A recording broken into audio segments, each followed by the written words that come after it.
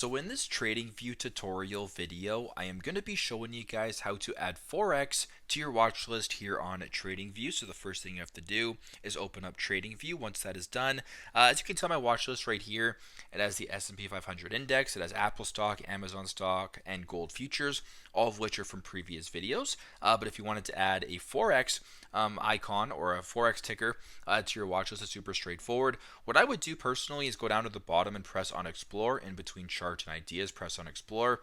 Where it says Explore Markets right here, currently Overview is selected. If you just go ahead and slide this all the way to the right, in between crypto and futures, there is Forex right here. Press on Forex just like that.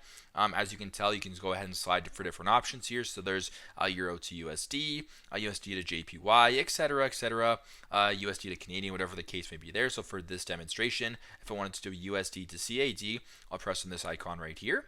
Go to the top right, press on the plus icon.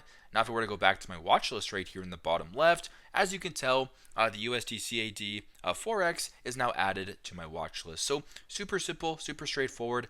This is how to add Forex to your watch list here on TradingView. Thanks again for watching, and I hope this video helps.